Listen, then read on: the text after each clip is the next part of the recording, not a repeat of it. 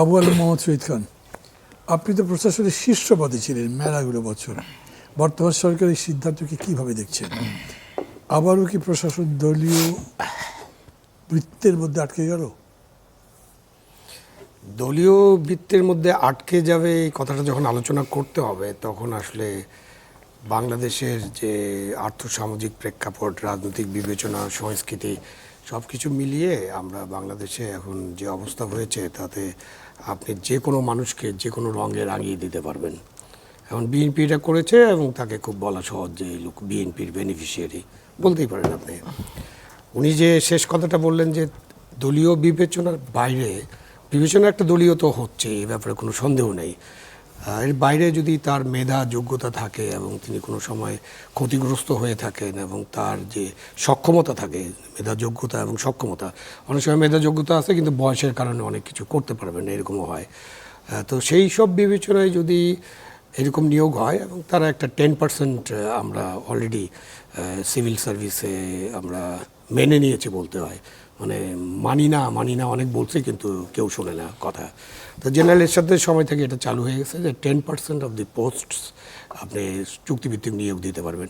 এইটা 1974 একটা আইন অনুযায়ী করা হয় এবং তখনও চুক্তিভিত্তিক নিয়োগের একটা বিধান রাখা হয়েছিল এবং বিধানটা ছিল এরকম যে একেবারে বিজ্ঞানী বা এমন কোনো, পরে একটা ইংরেজি শিক্ষকের ব্যাপার আসলো, শিক্ষাগত বা বিজ্ঞানী এবং একেবারে প্রয়োজন, যার অল্টারনেটিভ এই মুহূর্তে খুঁজে পাওয়া যাচ্ছে না, তাকে চুক্তিভিত্তিক নিয়োগ দেওয়া যাবে। এটা 74 সালে ছিল। ওই আইনটার আপনি এখন যেটা দেখবেন যে আমেরিকান স্পয়েল সিস্টেম, যেটা উনি উদাহরণ দিলেন, আমরা তো ভাই আমেরিকায় নাই, সুতরাং ওই উদাহরণ অ্যাকসেপ্ট করবো না আমি। কারণ আপনি আমেরিকা করতে চাইলে আছে, আপনি ওই রকম ফেডারেল সিস্টেম করেন, প্রেসিডেন্সিয়াল সিস্টেম করেন, আপনি ওখানেও একটা লেভেলের পরে, মানে আমাদের দেশের যে জয়েন্ট সেক্রেটারি, ওই লেভেলের উপরের লোকগুলো বদল হয়ে যায়। এবং যেসব মানে দল যারা আছে ওখানে 2 পার্টি সিস্টেম আছে, তাদের যে লোকজন আছে তারা কিন্তু লোকজন কালেক্ট করে এবং তারা ওই রাস্তা থেকে লোকজন এনে বসায় দেয় না। আমাদের দলগুলো কিন্তু ওটার জন্য উপযুক্ত না। স্পয়েল সিস্টেম তো একরকম চাই না, কেন পার্লামেন্টারি সিস্টেম আছে। 2 নম্বর হলো আমাদের দল থেকে যে আপনি ওরকম উন্নত মানের একেবারে ভালো কোনো লোক বের করতে পারবেন, ওরকম না। তো সেই ক্ষেত্রে ওই যে 10% আছে, এই 10%-এর বাইরে চলে যাচ্ছে এখন বিষয়টা।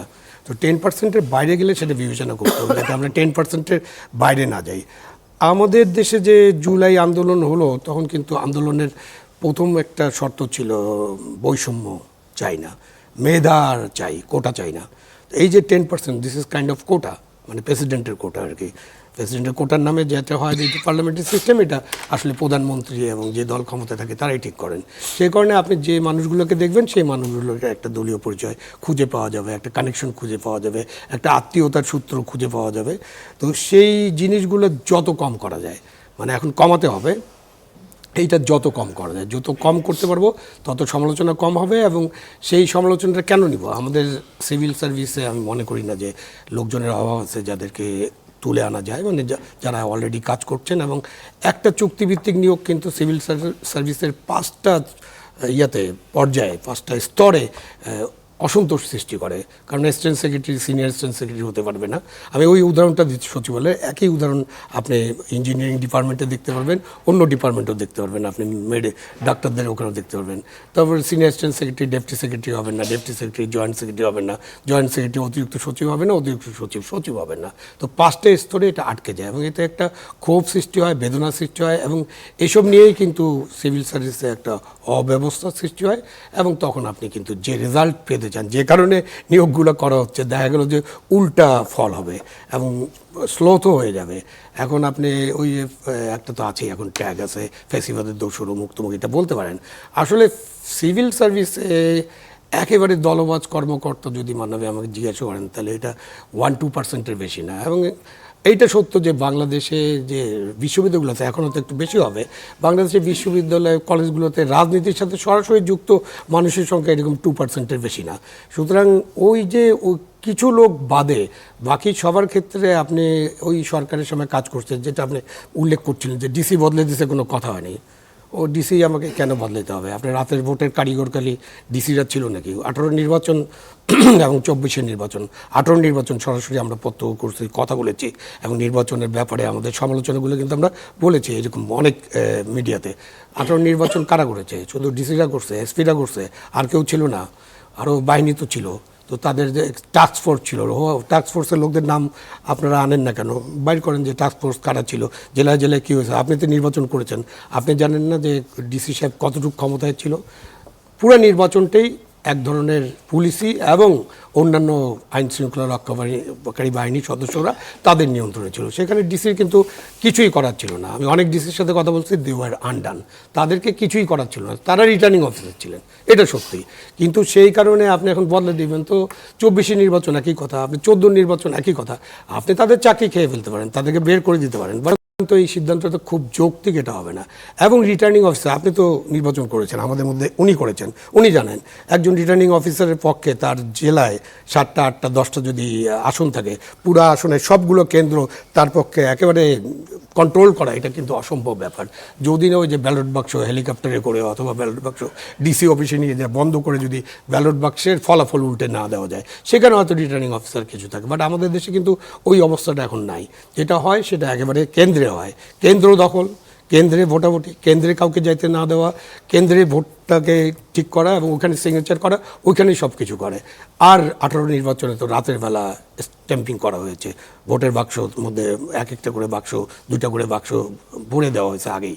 তো সেইটা তো কারা করছে, এটা বাইর করতে হবে। তো সেটার সাথে কি ডিসিরা সরাসরি জড়িত ছিল কিনা, বা এসপিরা সরাসরি জড়িত ছিল কিনা, কমান্ড করছে কিনা, কমান্ড দিছে কিনা।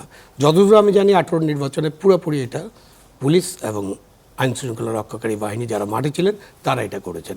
তা আপনি পুলিশের ব্যবস্থা নিচ্ছেন, সিভিল সার্ভিসের ব্যবস্থা নিচ্ছেন, বাকি আইন শৃঙ্খলা রক্ষাকারী বাহিনীরা কী করবে? তাদের কেউ ছিল না, তাদের কেউ দায়ী না।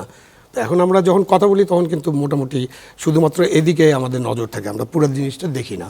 সো এটা করার আগে আপনাকে ভালোভাবে বিবেচনা করতে হবে। তেমনিভাবে চুক্তিভিত্তিক নিয়োগ যদি দিতে চান আপনি দিতে পারেন, কিন্তু ভালোভাবে বিবেচনা করতে হবে যে আপনি কতটা মানুষকে দিচ্ছেন, কেন দিচ্ছেন, এবং তাদের মেধা যোগ্যতা আছে কিনা, এবং তারা তাদের দায়িত্ব পালন করতে পারবে কিনা ঠিকমতো, এবং এইখানে কোনো অস্বাভাবিক অবস্থার সৃষ্টি হচ্ছে কিনা। মেধার যোগ্যতার প্রশ্নে তো সবাই বলছে, উনিও বললেন।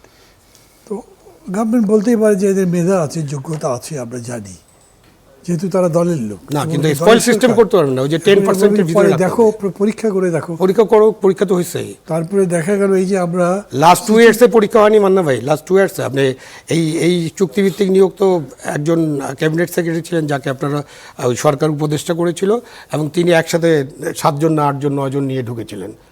তার মধ্যে একজন মাত্র টিকে আছে এখন, ক্যাবিনেট সেক্রেটারি আছেন, বাকি 7 জন কিন্তু চলে গেছেন। তো 7 জন কাজ করছে না, ওটা খুবই মেধাবী মানুষ, প্রত্যেকে আমার ব্যাচমেট, 82 ব্যাচে, প্রত্যেকে খুব মেধাবী মানুষ।